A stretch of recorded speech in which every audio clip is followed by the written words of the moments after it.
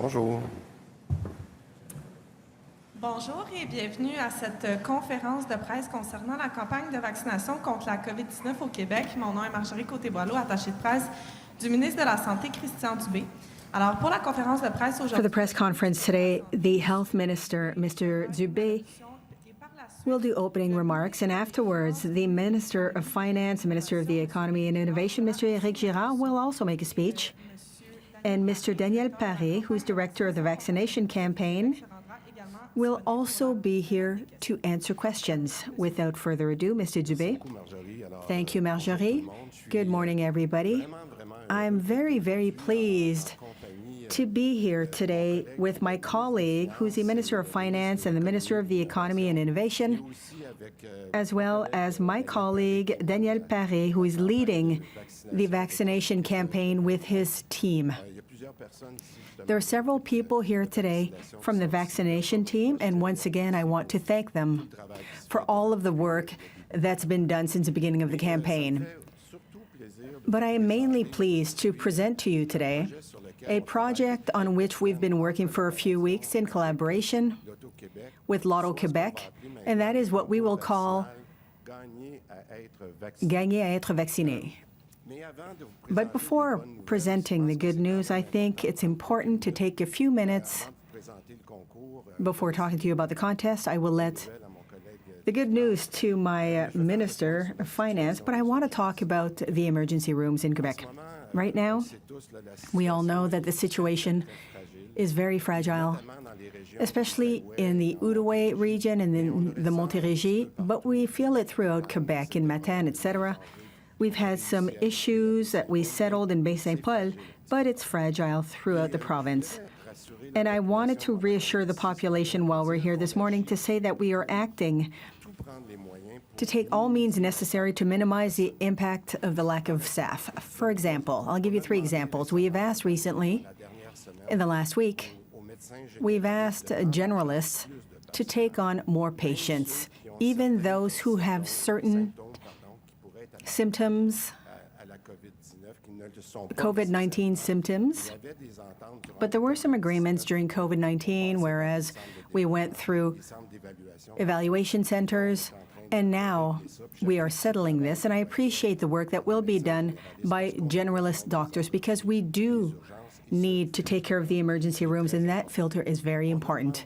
We have also asked clinics, what we call our GMFs, the family medicine groups, to increase their opening hours, including at night and on the weekend, in order to come back to what we had pre-pandemic, to make sure that patients, when they have a problem, do not necessarily go to the emergency room. We want people to go back to the clinics. We've also asked our CEOs to reorient patients from emergency rooms to frontline services, to the clinics, as I've said, but also with our emergency system, which we call our pre-hospitalization, so that we can send them to hospitals that have more capacity right now. I'm repeating myself. Of course, we won't be able to do miracles in the very short term. We can find some solutions. We've done it. We've found some solutions in a few places, but we must deal with the lack of staff in our network. For example, this summer, we're acting concretely over the short, medium, and long term, and we'll get back to you with more details on this in the next few weeks. But I want to end with this point by saying that I maintain what I have said. The staff needs to rest, and this principle of letting them take their vacation, all the nurses, they have to be able to take their vacation. It's well-deserved, and I wanted to provide this update today, and I'm certain that Quebecers understand that we still have a few difficult weeks ahead of us. Now, to come back to the good news. Well, gagner à être vacciné. In a few minutes, my colleague will give you the good news. It's always up to the finance minister to give the good news. When he comes up with a budget, he's always got good news, so we'll let him share the good news today as well. But the contest that we have created, and I want to say this, it is not only to reward those who are already vaccinated, but also those who will get vaccinated. Because what we want to encourage is vaccination for first and second doses. And so, in our objectives, and I've got 3 of them for this contest, one of the objectives is to move up appointments that were made for after the 1st of September. You'll remember that when we had the requirement from public health to give an interval of 16 weeks, there was approximately 3 million or 3.5 million appointments that were made after September 1st. Since we have changed the intervals, thanks to public health opinions, there are 600,000 of these appointments as of today. So it goes down every day because there's more than 3 million people who have changed their appointments. So we still have 600,000. Later, when Minister Girard will talk about the conditions of the contest, you'll remember that your 2 vaccines must be taken before the 31st of August. So my first objective is to accelerate and to ask people to move up their appointments before the 31st of August. The second objective, we also want to increase the number of first doses administered because it's very important. And I've been saying this for a few weeks now. We must reach the 75% in each one of the age categories. Right now, it's going quite well. We've got 82% total for the first dose. But in certain categories, and I've repeated this often, the 18 to 34-year-olds, we have approximately 80,000 people below the threshold in these 3 categories, or below the threshold of the 75%. So the second objective is to reach the 18 to 34-year-olds that we're missing so that we can have at least 75% of the population vaccinated in all of our age categories. And the third objective, with the variants, and now you'll recognize not just the Minister of Health, but the Minister of Finance, we always set our objectives a little bit higher because we want to succeed. And with the variants, I also want to say that, yes, we had set an objective initially of 75%. But given that we're now at 82%, and with variants, we can see, especially in Europe, the variants are more difficult. They have different factors. So every percentage that we will gain, every additional percentage of the target population, every point is worth 75,000 people. So we've got a bet internally to see what we're going to do with vaccination. But I would tell you that I'd be very pleased if we had a lot more than 82% of the population vaccinated once we do our draw. So finally, it's very important to have more than 75% in all age categories 12 and up who have received, who will get their 2 doses before the 31st of August. And for this, you know, you have an interval of 4 weeks between the 2 doses. So do your calculations. That means that the 31st of July or somewhere around there is your last chance to get your first dose so that you can then have your 2 doses administered before August 31st. We're good? Why are we doing all of this? I think it's important to mention it. We're doing all of this to avoid hospitalizations if cases start creeping up in the fall, because we have said this. The beauty of a rate of vaccination that's already at 82% for the first dose, and we hope to be able to have approximately the same thing for the second dose. We saw this in Europe, and you can see the examples. Once the 4th wave hits, or we'll call it an increase in cases. Countries where they're well vaccinated, there's an increase in cases, but there's not necessarily an increase in hospitalizations.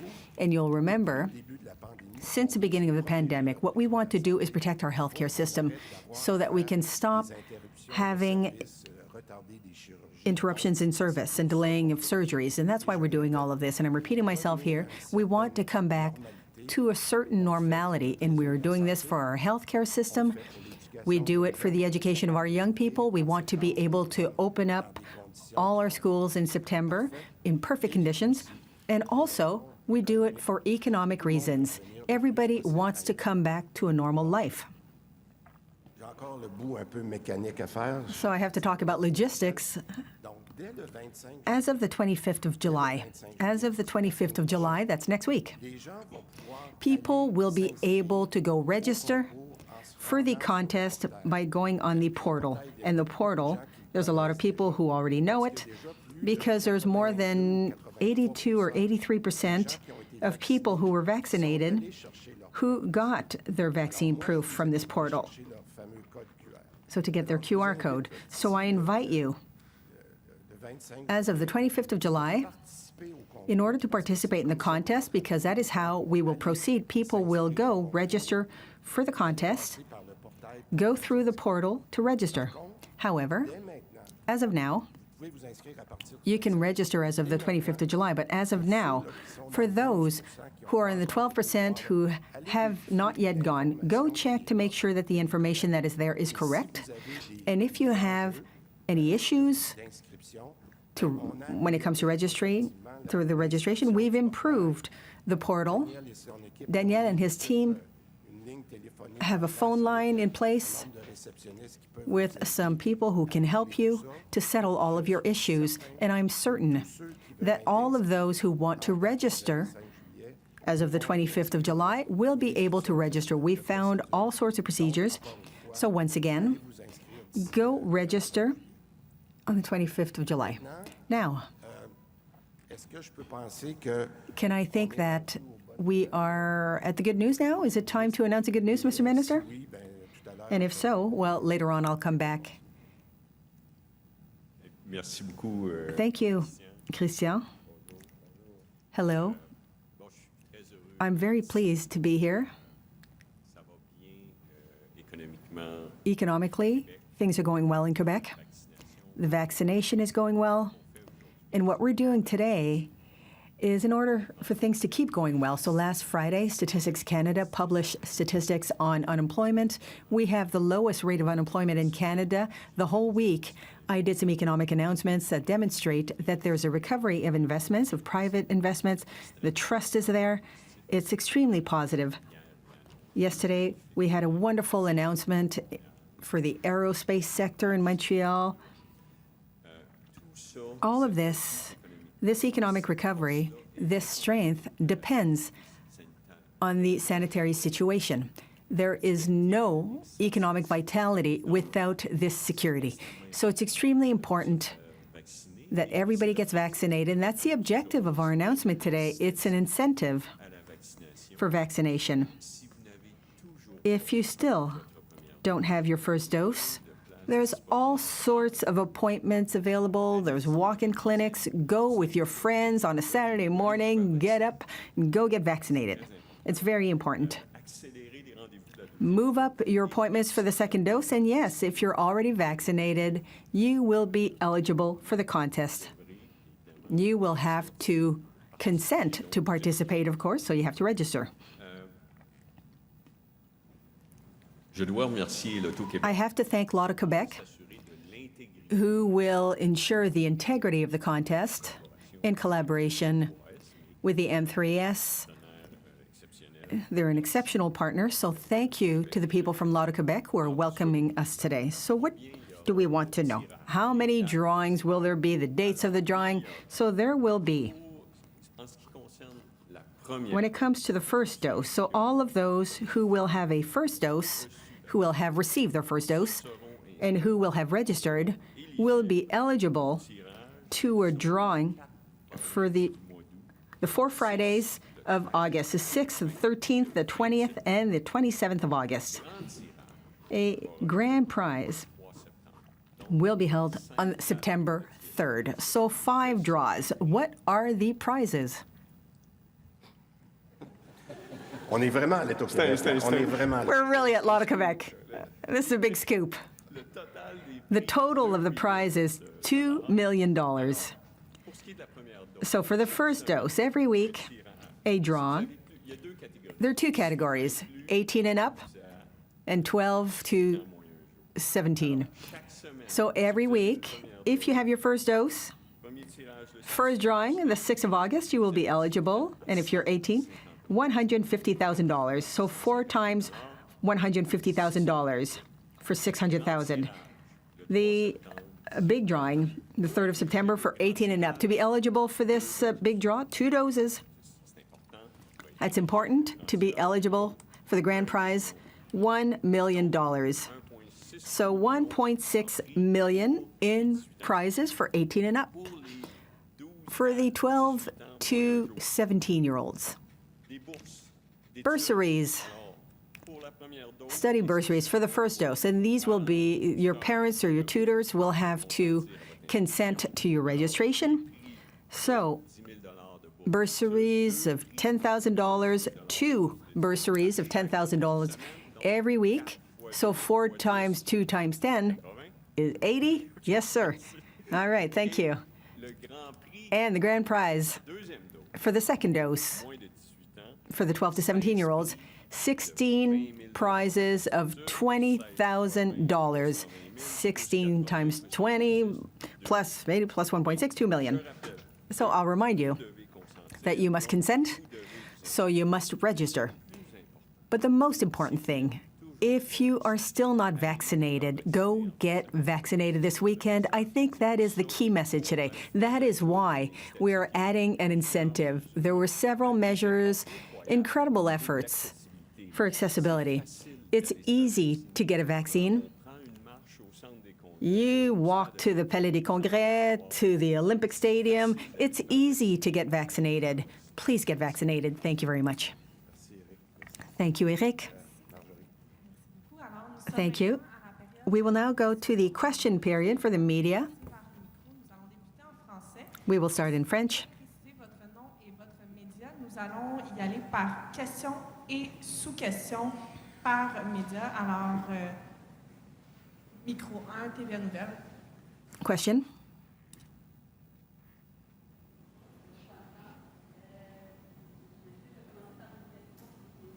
I'm sorry, the question is inaudible.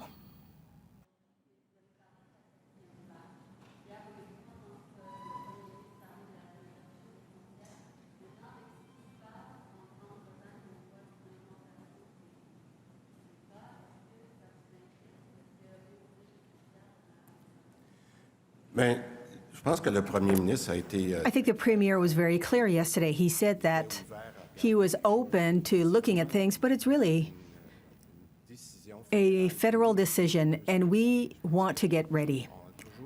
I think that we've always worked with all of our teams in order to have a plan B. And once again, here, what we are doing, you know, I'm more in a scenario of increase of cases more than in a fourth wave, because it's quite difficult to define. We saw this in the past.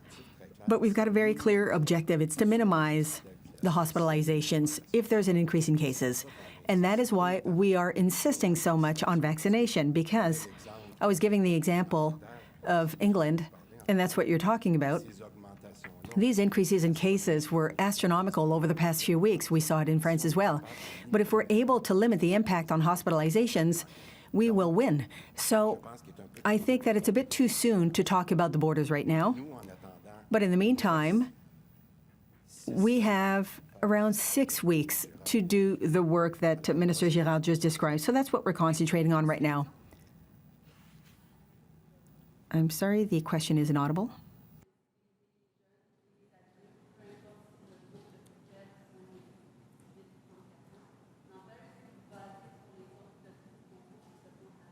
Oui. Bien, le travail a été fait par l'équipe des... The work was done by Eric's team in Lotto Quebec. Go ahead, Eric. We looked at all of the other lotteries that were done, well, mainly in North America and in Canada. It's difficult to isolate the variable and to say the effect is X. But obviously, it's an incentive, a positive incentive. And in a fight like this one, every person vaccinated counts.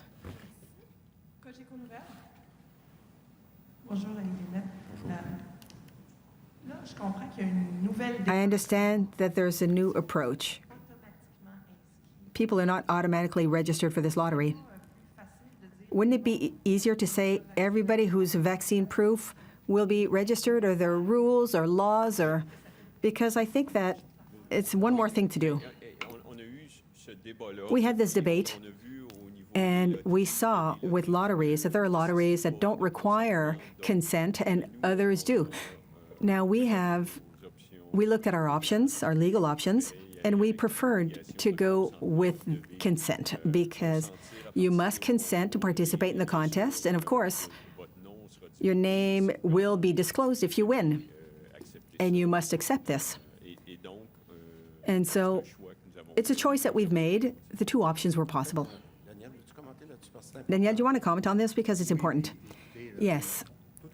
Listen, throughout the vaccination campaign, people have made choices. And for us, this notion of consent was very important. But you will see that, yes, it can be an additional step, but it's a simple step. And at the same time, we know that the portal where people will be able to register will be the same portal for the vaccine proof. So once again, it's all linked to vaccination. Talk about the borders again. People who don't have two of the same vaccines, let's say an Astra and a Pfizer, what will we do to organize this? Because now it seems that even in the U.S., they're not super... I'm happy you're asking this question, and Danielle can add to this, but we wrote a very clear letter to the federal government to ask them, because it's up to the federal government to negotiate either with the U.S. or with Europe. So now there's a lot of things that are being said, but nothing has been decided yet. We saw that it changed because a few weeks ago they did not accept an AstraZeneca in New York, and then they changed their minds. But I think I would wait a few days. We've got everything that we need to vaccinate people, but I think it's still a bit too soon to worry about anything. We've asked, I don't know when we're expecting the answer, Danielle? The letters were sent 2 weeks ago. Okay, so we sent a letter to the federal government a couple of weeks ago to ask them to take a clear position. But given that there's a type of delay at the border, I think that all of that goes together. And at some point, we'll have a very clear answer. But if I can add, you know, the science of vaccination is constantly evolving.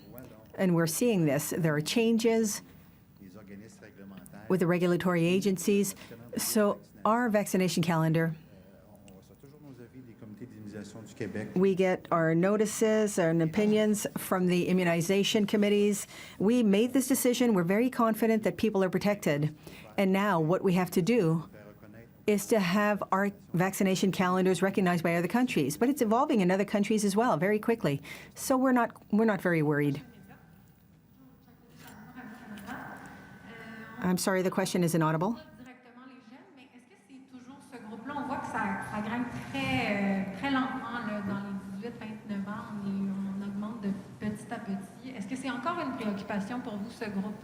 Are you still concerned about the younger people? Are there other initiatives to target these young people?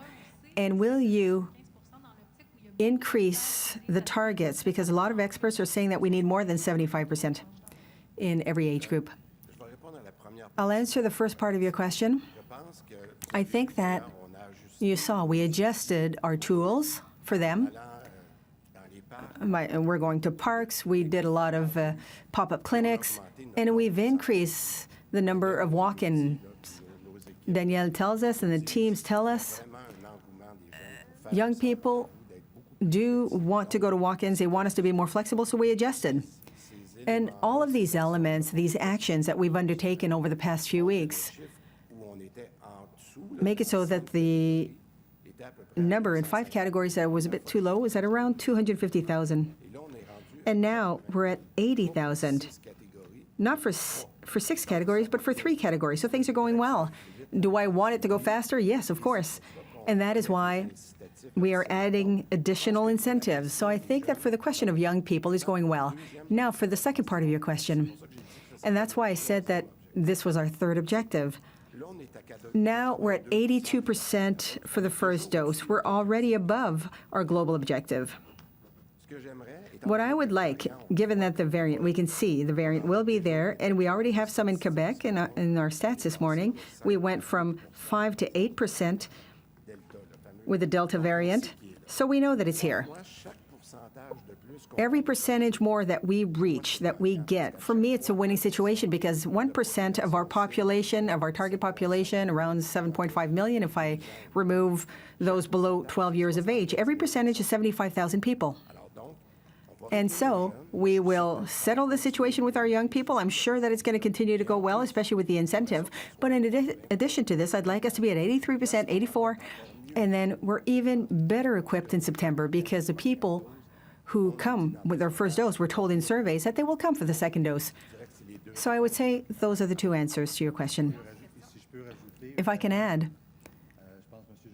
Mr. Girard, you mentioned it. There is room every day. We have vaccination sites in the pharmacies, in our businesses, in the vaccination sites. There is place for walk-ins. There is capacity on Click Santé with appointments. And the good news is that the first doses in all the age groups, we've got some every day. This morning, I was looking at my dashboard, and it was 20 people, 85 and up, who were getting their first dose. So people are still excited about this, and every dose counts in our fight against variant. A question on another topic. We are hearing from a colleague that there's around 6,000 healthcare professionals who are not vaccinated who have to be screened 3 times a week. Sometimes they're compensated because they have to travel somewhere. And this shocks people. People are upset to see this. Do you understand that people are upset? And in light of this, will it push you to think about perhaps changing your position on mandatory vaccination for healthcare professionals? The answer to your question is no, we're not changing our approach because I want to put the numbers in perspective. You're talking about 6,000 people, but we've already got approximately 90% of all of our health employees who are vaccinated. So already, on a voluntary basis, we have reached 90%. France, for example, who wants to make it mandatory, they're at 40%. I can understand at 40% that they're upset, but at 90%, would we like it to be higher? Yes, of course, and I hope that over the next few weeks it'll happen, but our principle has always been that it's got to be on a voluntary basis. Where I think that we need to continue to work even more is on the private side. So intermediary resources, RPAs, we don't yet have the information, and I've asked our teams, given that I think that we've done well with health in general, but in the private sector, we're going to do the same follow-up to make sure that the employees in the RPAs have the same, they've done the same follow-up. But right now we're talking about 6,000 people in a network of 400,000 people. So yes, it's not what we'd like to see, but I think that the more we inform people, and it's unpleasant to be tested 3 times a week.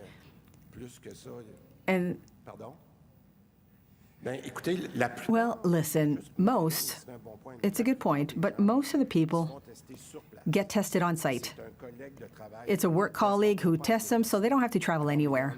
But there are some who have to travel because the schedule doesn't fit. But we will continue to do the monitoring that we've done over the past weeks.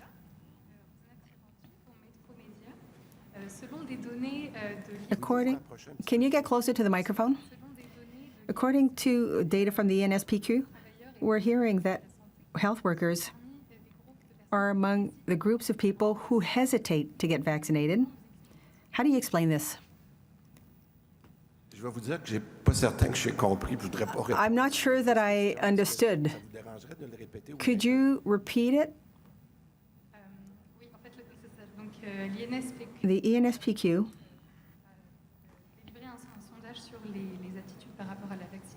they had a survey on vaccination, and healthcare workers are among the people who still hesitate to get vaccinated. How do you explain this hesitation on the part of healthcare workers? I don't know what article you're talking about, but I think that the numbers that Mr. Dubé has mentioned in terms of vaccination say the opposite of what you're mentioning, but I didn't see the article that you're talking about. Close to 90% of healthcare network employees have received a first dose. That's good. That's why I would say that we don't feel that there's greater resistance. To the contrary, they've become leaders in vaccination. And I would also say that we'll continue to do the monitoring of this over the summer because I think that we can reach a few more percentage points. Monsieur Girard avait peut-être une question. Oui, bien, Mr. Girard? je regardais mes notes. Yes, I was looking at my notes, Protocole, je vais me poser and I'm going to break the protocol a little bit, and I'll ask myself a question. la date limite The d'inscription pour le grand tirage. deadline for registration is the 31st of August, so you must have your second dose before the 31st of August. And Programmé mathématiquement. you're all programmed mathematically. You go back 4 weeks. If you don't yet have your first dose, La date pour être the deadline to get your first dose and then be eligible for the second dose by the 31st of August c'est le 31 juillet. is the 31st of July. Si vous n'avez pas votre So if you don't yet have your first dose, go get vaccinated before the 31st of July. And if you want to be eligible for the grand prize for $1 million, get your second dose before the 31st of August. Prochain média. Hi, Rob Lurie from CTV Juste News. avant qu'on passe en anglais, je veux juste être sûre, est-ce que vous étiez un média francophone? Non, anglophone. Parfait, merci beaucoup, allez-y. I knew that. Hi, Mr. Girard. I just want to know, I was reading some studies about this after an Ohio woman won $1 million in a vaccine lottery. And some of the studies looked deep within the numbers, and they said that there was no increase, that vaccine lotteries don't really work. Do you have any figures to show that this will get the vaccine hesitant to go get vaccinated? Well, two things on this. First of all, because there are many variables that could stimulate vaccination, it's hard to isolate one variable and say, this is why this person went and got vaccinated. But clearly, by now, we've tried many things, and so we're adding another tool, and so any increase from here beyond what would have been expected normally could be associated with the lottery. And what was the second part of your question? Or do we have... I just wanted to know if you have any data to suggest that this type of thing works. Well, we have a general experiment that, in general, monetary incentives do work in all sorts of events in life. So, if I may just add one thing, we are at the margin here. I mean, that's the reason we decided to wait at the end of the process to make sure that we've done everything else before doing that. That's the first thing. And since you can monitor every day how many new cases we have, how many, and I would think what really pushed us to do this last effort is really the presence of the variants.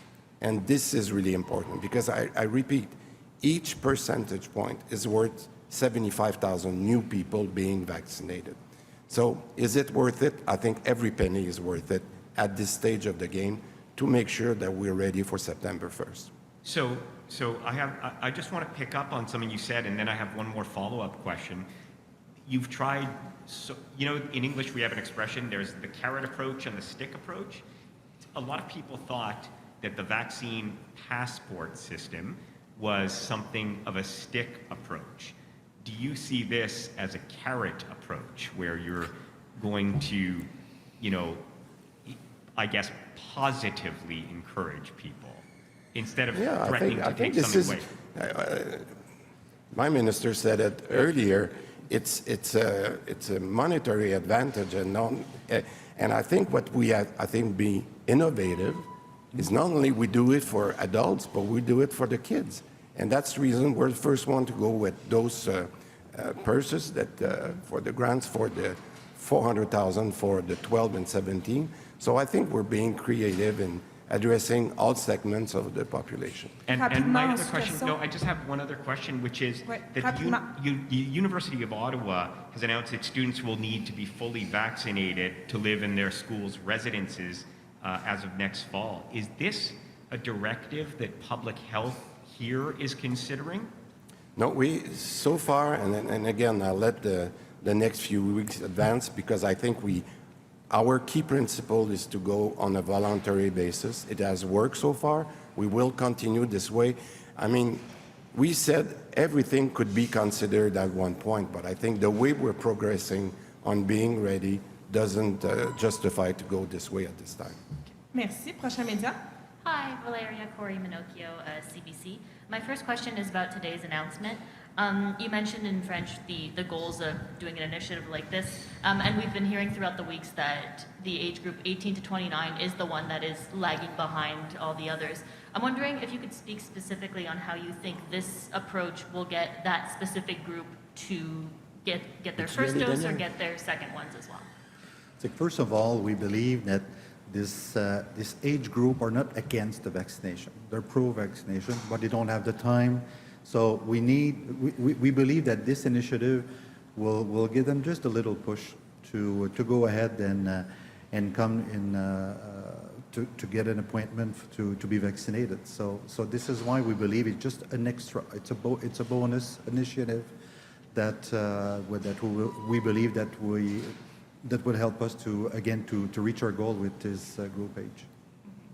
And just regarding, Minister Dubé, your preface earlier regarding the chronic shortage in emergency rooms in Quebec, could you maybe speak to what your ministry is doing to try and address this issue? Yeah, sure. Well, I said three things. We know it has been difficult in emergencies, especially in the summer, for many years, even before the pandemic. It's exacerbated by the fact that we had the pandemic, we had a lot of personnel that went away. So the problem is bigger this summer, and we know. But I will keep my promise that we need our staff to rest and go on holiday. So in the meantime, what we're asking Omni practitioners to take more patients, and they should do that now, because that's a problem on the first line that we need to solve.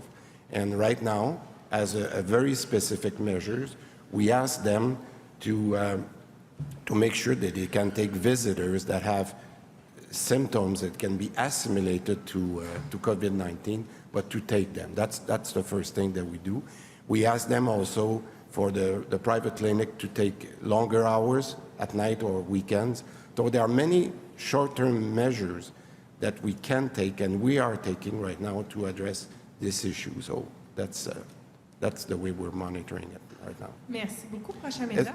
Est-ce que je pourrais juste peut-être avant, j'écoutais mon collègue. I was listening to my colleague, and while he's here, I want to take this opportunity to thank all of the companies that have contributed to the vaccination campaign. And I would perhaps, can you address a message on prizes? I'll let you go. I would invite businesses who have helped us in the vaccination campaign. And here I'm going to give you an example. I don't want to make anybody uncomfortable, but there was nothing that would stop us for the grand prize to add other prizes. I'm thinking about a business like Air Canada, for example, who could say, well, perhaps we could draw some trips. I'm giving that example. I don't want to put any pressure on them. But the prizes that we have are prizes that come from Lotto Quebec, and we have to thank them for this. But at the same time, if ever businesses like Air Canada or others want to make prizes available to encourage people, well, we're open to suggestions and offers. Et moi, je vais donner une précision parce que vous savez. I'd like to add a detail because, I have the privilege of being the Minister of Finance, Economy and Innovation, but also of Revenue. The prizes are not taxable, so that's extremely important. Non-taxable. Non-taxable. Dan Spector from Global News, just to bring a bit of pessimism to the fold here. What do you guys think of the idea that people who have not been vaccinated by now have made their decision and this kind of thing is not going to have any effect on them? We're taking the risk. We've taken many tough decisions in the last year, As I said, I think, and we've seen that with the categories of the younger people, when we adjust to their lifestyle, when we adjust to their demand, it's funny, we have been able to increase when we thought we were blocked at a certain percentage. We've seen that in the last few weeks. So to me, taking another measure as the one we do with this, I think that each half a percentage point, 1 percentage point, those would be 50, 75,000 people that will not generate contacts in the context of the variant. So I think we've proven that we can increase the rate, but I think this effort is another one, right? And if I may add, every day, every single day, 6,000, 7,000 new person get their first dose. So the campaign is not finished. It's not finished yet. It's not finished. But we believe with this initiative, it may increase to 7,000, 8,000, or 9,000 per day. Well, that's what I was going to ask, actually, is what you project, what the influence of this project will be. Was that it? Like, what is your Well, we have projections? an internal bet that we will not share with you. Yeah, we have a market on this. But one thing that I want to tell you, I think we are at 82% today of first dose, which is really good. This is over our objective of 75%. And I'm pleased that we have that because the variants will be there. We know that, and they're progressing every day. So we want to be there. But I would say every additional % will be a win. So that's what I would leave with you. Merci. Alors, c'est ce qui met fin à la conférence de presse d'aujourd'hui. Merci à tous d'avoir été présents. Merci beaucoup. Merci beaucoup. Merci, l'Auto-Québec. Un gros merci. Merci beaucoup.